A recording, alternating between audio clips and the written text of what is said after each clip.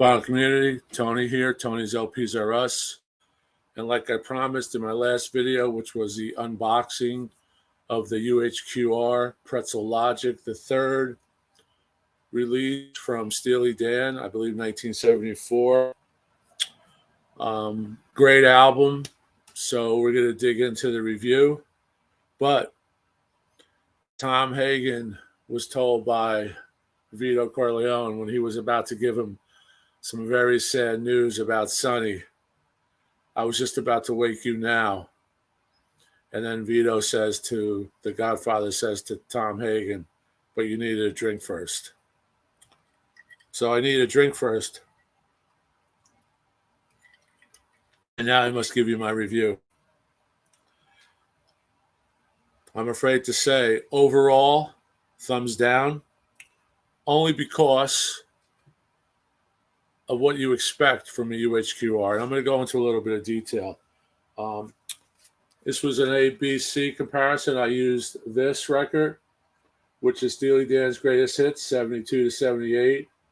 And this has, from this album, E Street Louis Toodaloo, which is the Duke Ellington tune.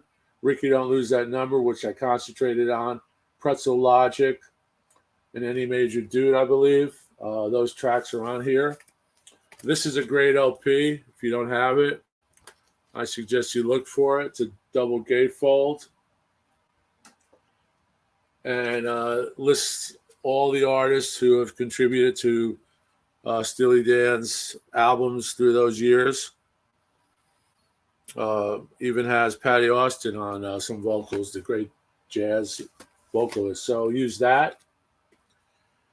And then I use my original copy that I've had since probably came out, the ABC, same as the gatefold as what's inside the UHQR box. Here's the inner. And this record I would say would be considered excellent, above VG Plus, excellent. And I'll go into detail on some of these. This overall record is short by most records of that era. It clocks in as a total of 34 and 2 seconds. So that's pretty quick when you say you had, other albums that were 20 minutes, 19, 21 minutes aside, that length. So here's UHQR. And put this up here behind me. And what I did was, first thing I did was I unpacked the UHQR, cleaned it twice with a VPI record cleaning machine, then used distilled water to rinse it, re-cleaned my originals with the greatest hits and the OG. So got into business. I started out with the OG.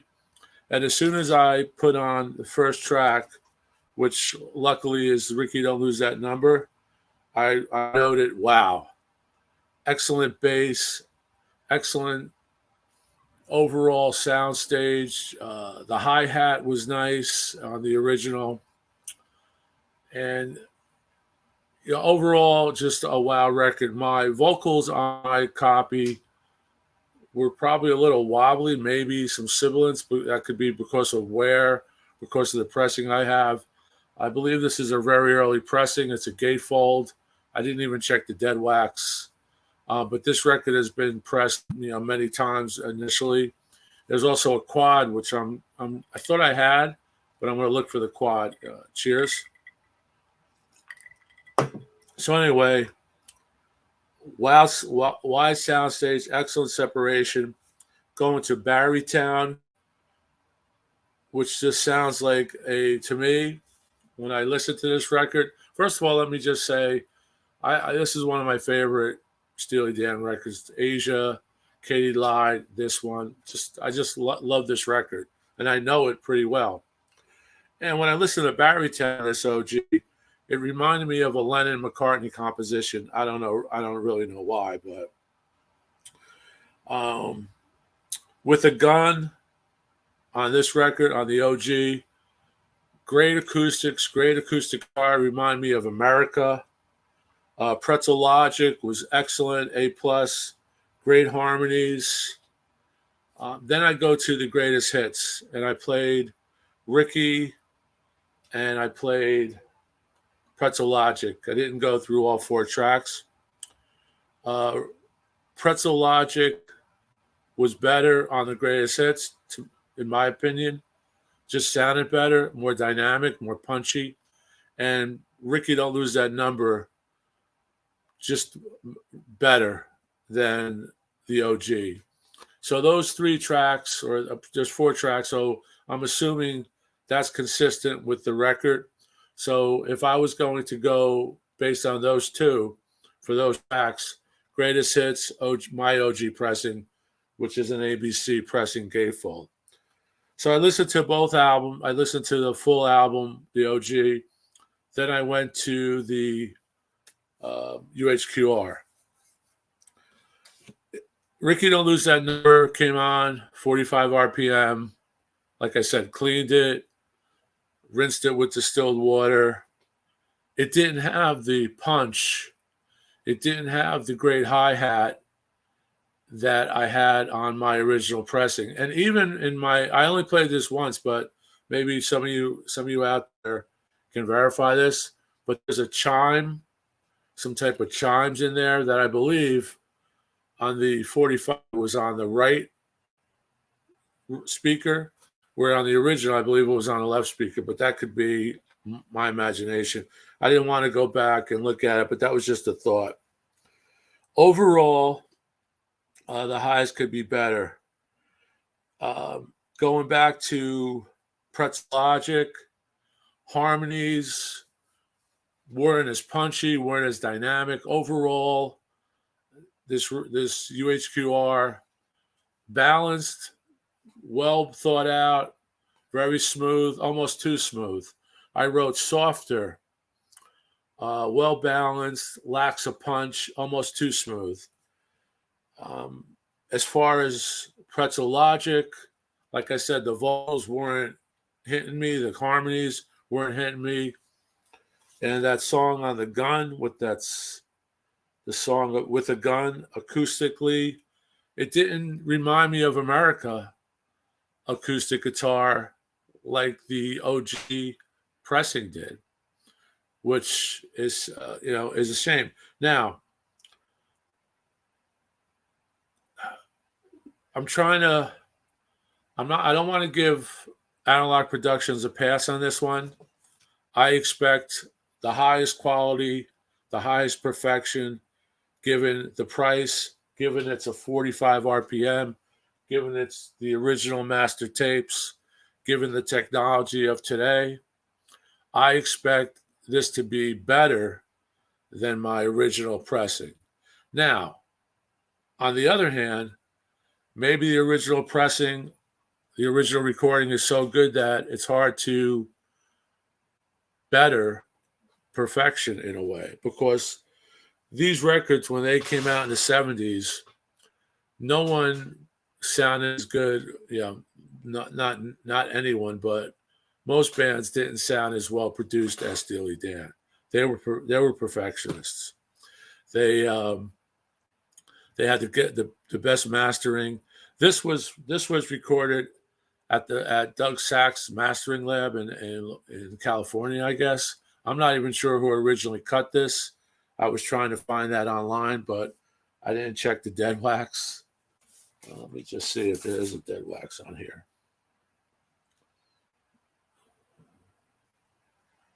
No. AZ, I'm not sure. But anyway, I expect my bar is really high for the UHQR'S and for the MoFi one steps. They're very high. As far as this record goes, I don't think they hit that bar. Like I said, the soundstage on the original was so good. This soundstage is very focused. It's too smooth. The vocals are almost hidden.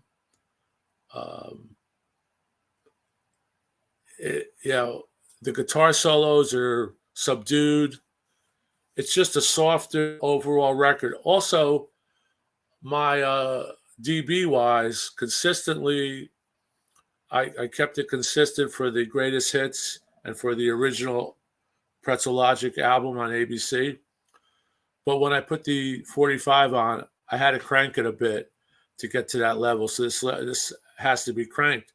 But when I went too far over to the right, it couldn't take it. The record did not sound good, so I had to dial it down to maybe 12 o'clock or so, 11 o'clock or so on my audio research amp.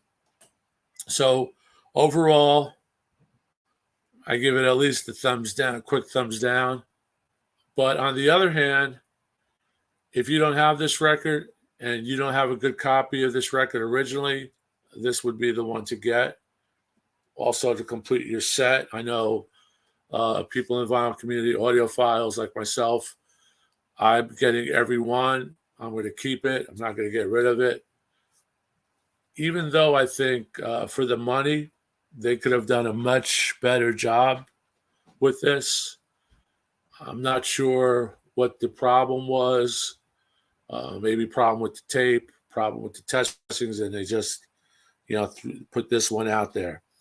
But overall, I'm going to go again. Vocals, kind of subdued. Separation, perfect, but smooth, not rough. I like to hear this music come out of the speaker as if I'm sitting there. I was not sitting there. I was underwhelmed.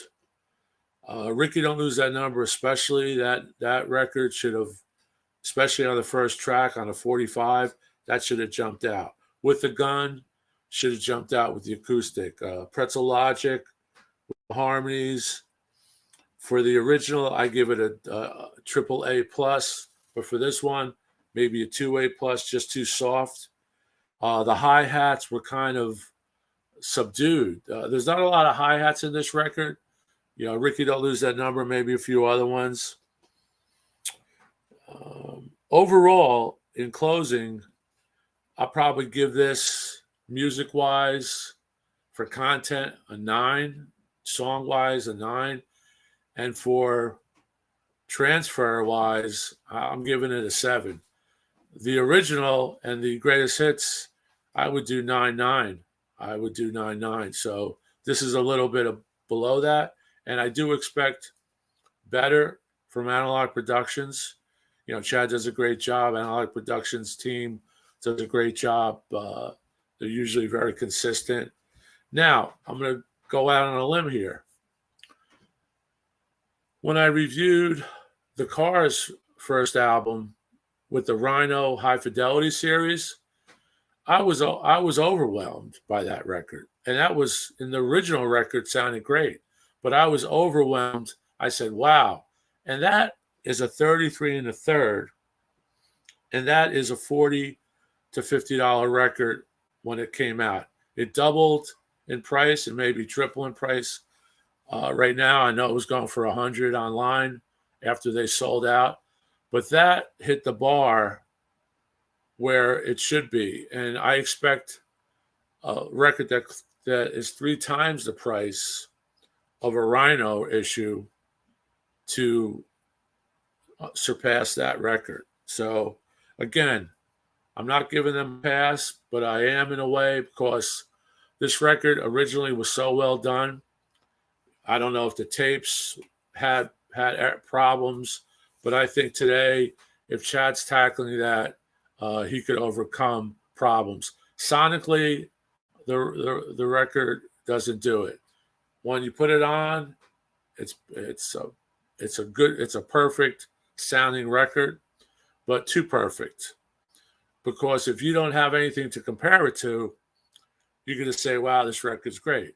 But when you compare it to excellent to near mint original, you might not say that. That's the deal. And I remember Mike 45 went back and went looking for OGs, and give a thumbs up and a cheers to Mike 45. One of my inspirations for getting a channel. I said, if Mike could do this and make people watch, maybe I could do it. Of course, that's a high bar. Mike 45 is a high bar. But Mike 45 went back and changed some of his summaries when he received the OG pressings on a lot of those records that he originally reviewed. So overall, I give this one a 7. 9 for the content, but that's not really what we're talking about. We all know it's a fantastic record. Like I said, it's one of my favorite Steely Dan records. Even Elvis agrees, and Hank up here, Hank would agree to that. But I just want to say thanks to everyone again for listening to my rant. And I don't want to discourage anyone from getting this. If you want it, you're going to be happy. But I wasn't happy because I already have good copy of this. I think I have another pressing of this as well, this original somewhere. So that's the scoop. I hope you enjoyed this review.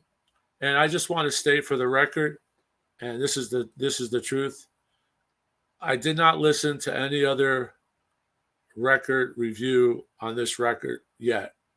I will now, and I'm sure I'm going to pick up some great nuances from these great VCers out there who could really tell a story, who really know how to articulate better than I can articulate what they think. And I have a decent system.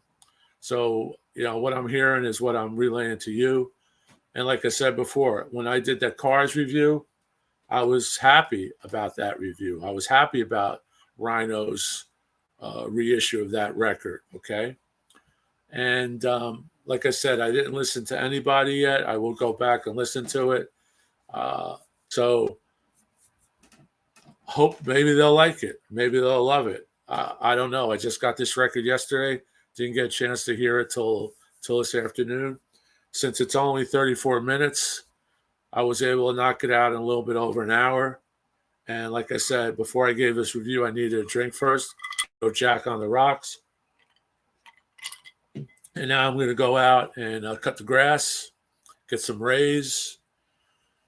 And, I've still got the tubes. The tubes are on. So I may listen to a few things. But again, I was not overwhelmed. I was underwhelmed. And listen for it. Listen to yourself. I'd love to hear what you think.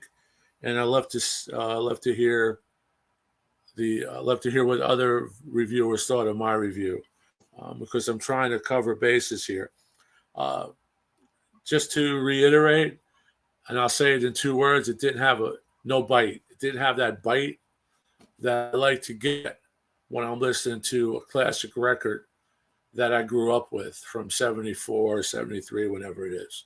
I grew up with that record. I was in junior high or high school at the time. And there you have it. So the King is there. The King likes the record. And I hope you do too when you do listen to it. So please leave a comment. Please subscribe. Again, thank you, everyone, for joining us today in Tony's LPs R Us. Cheers. Keep rocking. Keep trucking.